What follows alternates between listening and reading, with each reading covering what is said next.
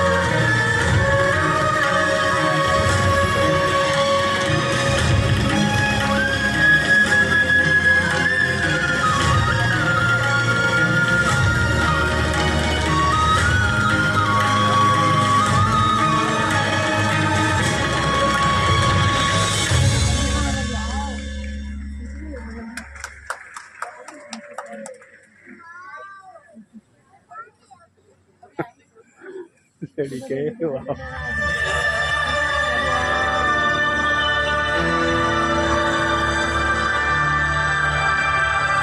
विनम्र किसान का बेटा था वो दृढ़ता का भंडार।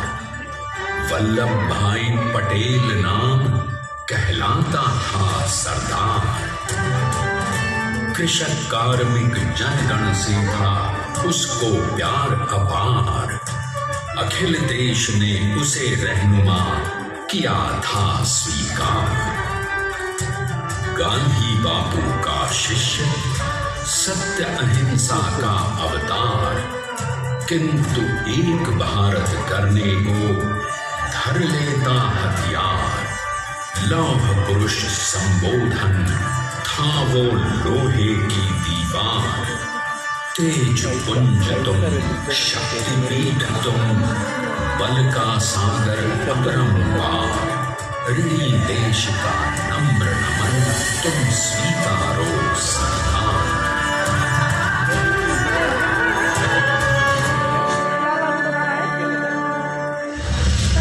1857 में अंग्रेजों को ललकारने वाले पहले स्वतंत्रता संग्राम के एक सक्रिय सिपाही थे झवेर भाई पटेल। करमसद गांव के इस बहादुर देशभक्त किसान और उनकी पत्नी लाड भाई के 5 बेटों और 1 बेटी में से चौथे पुत्र थे वल्लभ भाई। बालक वल्लभ ने करमसद के बाद नडियाद से अपनी हाई स्कूल की शिक्षा पूरी की। फिर 13 साल की उम्र में उनकी शादी भी हो गई छोटी सी झवेर बाई से। 2 बच्चों, बेटी मणिबेन और बेटे डाया भाई को जन्म देने के बाद झवेर बाई असमय ही चल बसी। सदी बदलने और 20वीं सदी आने पर उनका जीवन भी एक चमत्कार की तरह बदला। प्लीडर का इम्तिहान पास करके वो वकालत करने लगे। पहले गोधरा, फिर आनंद और उसके बाद अहमदाबाद में। मगर जल्द ही वकालत छोड़कर वो बैरिस्टर बनने की इच्छा से इंग्लैंड चले गए। लंदन में बैरिस्ट्री में अव्वल आने और वजीफा जीतने वाले वो अनोखे भारतीय थे। अब तो अहमदाबाद की वरिष्ठ अदालत में बैरिस्टर पटेल की जिरह और जीतों की धूम मच गई।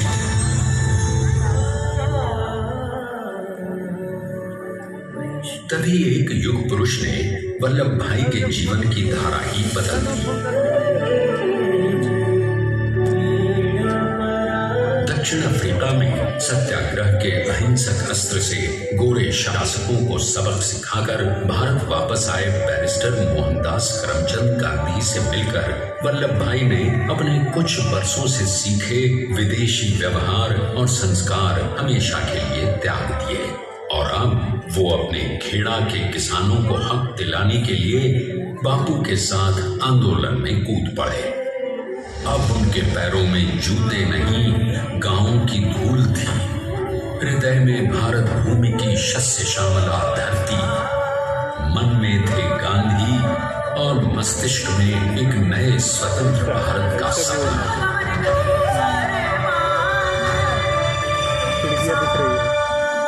तभी बारडोली के मजबूर मजलूम किसानों की यातना का समाचार उनके पास पहुंचा। तुरंत वल्लभ भाई वहां पहुंचे और यूं शुरू हुआ भारत का सबसे बड़ा और सफल किसान आंदोलन बारडोली। वल्लभ भाई ने बारडोली के 87,000 किसानों को ऐसा अटल अडिग अचल मनोबल दिया कि अंग्रेजी सरकार हिल गई और 1 बरस के बाद उनका लगान माफ कर दिया गया। अब तो पूरे देश में लोग वल्लभ भाई के नाम की कस्में खाने लगे। स्वयं महात्मा गांधी ने कहा, अब वल्लभ भाई मेरे शिष्य या साथी नहीं, सारे देश के सरदार हैं और देश को मिल गया एक अनोखा असरदार सरदार।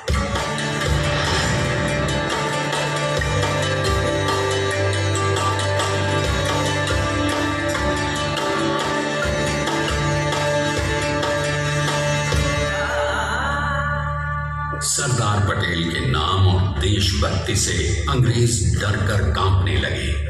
1930 के नमक सत्याग्रह और दांडी कूच में वो बापू से भी पहले गिरफ्तार किए गए। तो सन 1932 में फिर उन्हें बापू के साथ ही जेल में 2 सालों के लिए डाल दिया गया। मगर आजादी के दीवानों को, स्वतंत्रता के परवानों को कौन गिरफ्तार कर पाया है?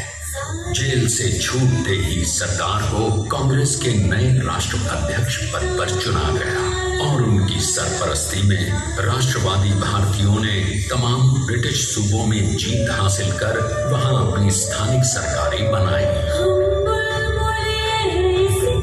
किंतु सरदार का सपना केवल सरकार बनाना नहीं था, उनका स्वप्न तो था एक ऐसे नए भारत का जहां हर रंग, हर रूप, हर जात, मजहब, तबके का हिंदुस्तानी एक साथ मिलकर एक ऐसा नया भारत बना सके जहां पूर्ण स्वराज के साथ सारे समाज को गरीबी, अशिक्षा, छुआछूत से भी आजादी मिल जाए। इसकी पहली रणनीति थी भारत को अंग्रेजों की गुलामी से आजादी, ताकि भारत के लोगों की अपनी सरकार सबके साथ और सबके विकास के लिए काम कर सके। बापू की अगुवाई में अब देश ने अंग्रेजों को अंतिम चेतावनी दे दी, करेंगे या मरेंगे, क्विट इंडिया, अंग्रेजों भारत छोड़। बस फिर क्या था, संघर्ष की रणभेरी बजी। 3 सालों के लिए सरदार पटेल को भी सत्याग्रही नेताओं के साथ जेल में ठूंस दिया गया। 2 सालों के बाद अंग्रेजों को बापू के सभी शिष्यों और साथियों को छोड़ना पड़ा।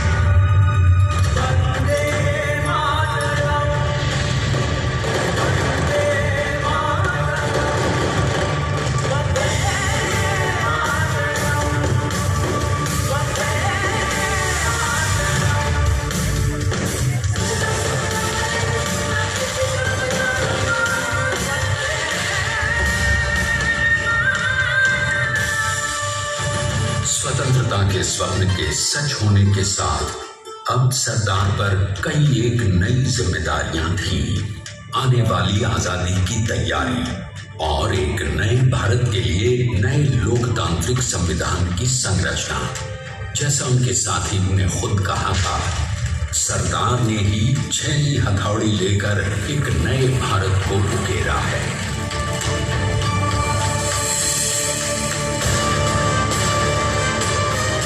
स्वाधीनता तो प्राप्त हुई, लेकिन खंडित भारत में भी उठते विभाजनवादी अंधकार को अभी दूर करना था। जब देश के खंड खंड होने का भय उत्पन्न होने लगा तो सरकार ने निर्भय होकर खुद अपनी केंद्र सरकार और साथियों को भी चुनौती दे डाली और जम्मू कश्मीर को बचाने के लिए सारे देश का आकाश वायुयानों से भर गया।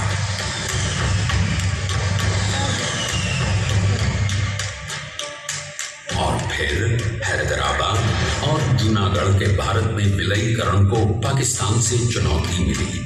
सरकार चाहते थे कि देश की 1 इंच धरती अब और विभाजित नहीं होनी चाहिए।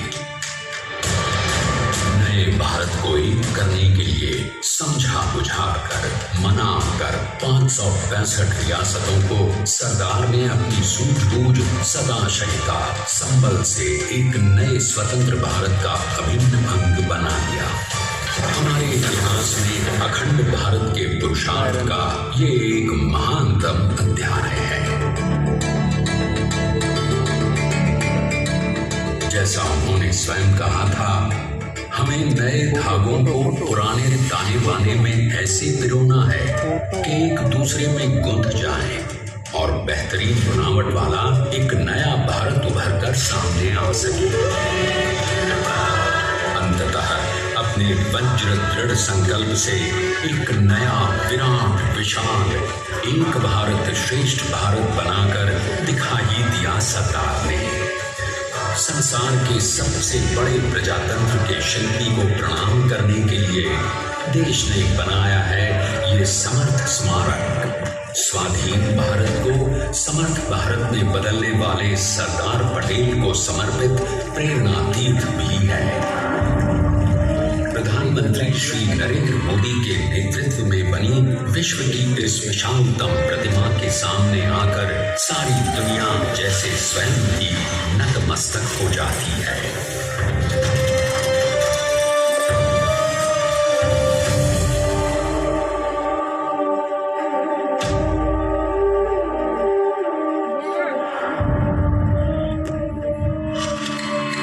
देश को बना गया वो अमित अटल,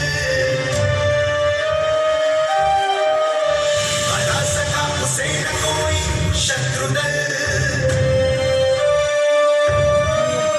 चट्टान के समान सा पुरुष प्रबल, पटेल तो स्वदेश का सम्मान है, पटेल तो स्वदेश का सम्मान है, पटेल तो स्वदेश का सम्मान है, पटेल तो स्वदेश का सम्मान है।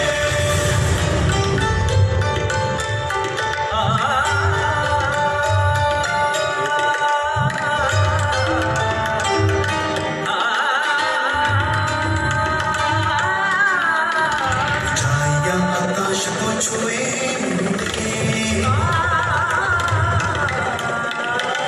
गहराइयां समुद्र की लीन कदम अडिग जमीन पर जमे हुए, पटेल अपनी आन का निशान है, पटेल अपनी आन का निशान है, पटेल तो स्वदेश का सम्मान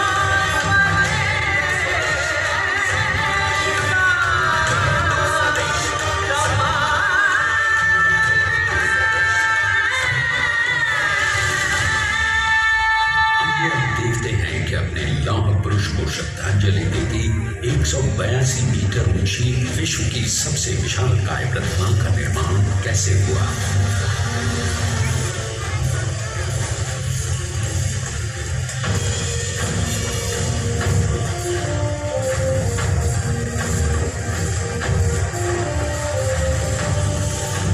गगन चुंबती इस अद्वितीय अभूतपूर्व प्रतिमा को बनाने के लिए सबसे पहले नदी पर 4500 क्यूबिक मीटर का राफ्ट बना और फिर सीधा 600 फीट का कंक्रीट का फॉर्म बनाया गया।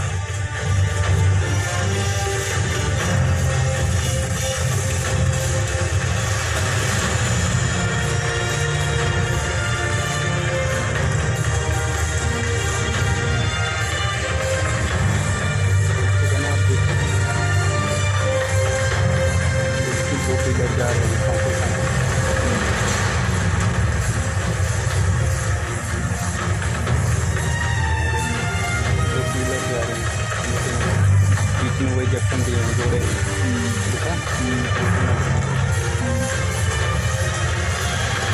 जोड़ते जा रहे हैं वहाँ से जोड़ना शुरू करें। इस कंक्रीट कोर के साथ लगाया गया स्टील का फ्रेमवर्क जोड़ना शुरू कर स्टील के फ्रेमवर्क के साथ इस फ्रेमिंग पर 6500 ब्रॉन्ज के पीसेस लगाए गए। 6500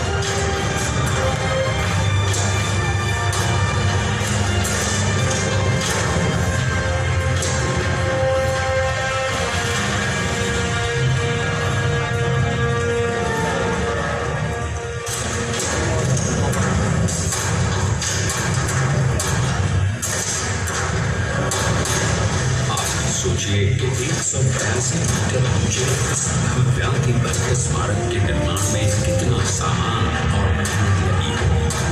70,000 metric ton cement, 18,500 metric ton reinforcement steel, 6,000 metric ton structural steel और 1,700 मीट्रिक टन ब्रॉन्ज।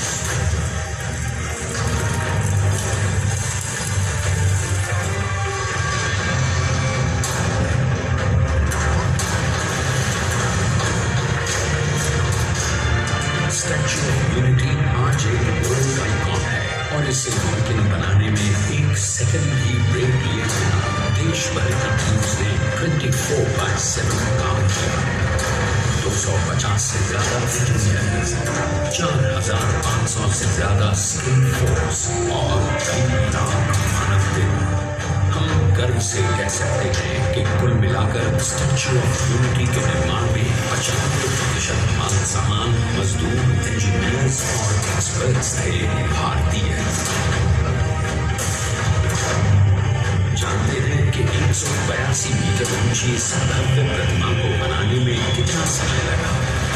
डिजाइन के लिए 12 महीने और निर्माण के लिए 34 महीने, यानी कुल मिलाकर केवल 46 महीने।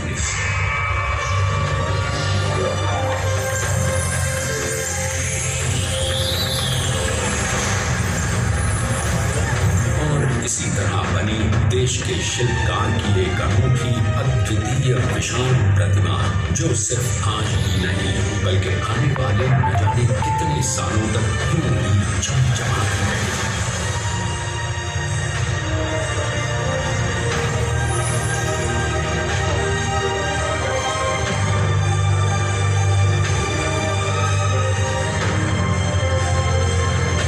महीनों तक लगातार बिना रुके एकजुट होकर न जाने कितनों ने परिश्रम किया और उनका साथ दिया भारत की 1.25 करोड़ जनता ने।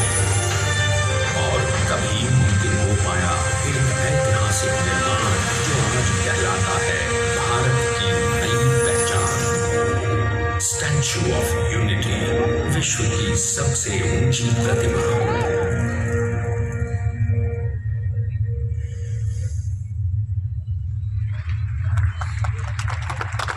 सरदार ने अपनी गंभीरता, शालीनता और दूरदर्शिता से भारत को संगठित करने के असंभव कार्य को संभव कर दिखाया। आइए आज हम सब उन्हीं की महिमा में विश्व के सामने एक उदाहरण रखें, क्योंकि ये ही भारत को श्रेष्ठता के मार्ग पर ले जाएगा। हमारा कर्तव्य ये है, हमें निश्चय कर लेना चाहिए कि हमें हिंदुस्तान में जितने लोग हैं सबको मिल के भाई भाई की तरह के रहना है। स्टैच्यू ऑफ यूनिटी एकता की प्रतिमा और श्रेष्ठता का प्रतिबिंब है। एक पहल है इस अखंड भारत को श्रेष्ठ भारत बनाने के सपने को पूरा करने के लिए। एक पुकार है हम सबको एकजुट होने के लिए। एक आंदोलन है भारत को सबसे आगे ले जाने के लिए, श्रेष्ठ बनाने के लिए। आपके योगदान और विश्वास से ही बनेगा एक भारत श्रेष्ठ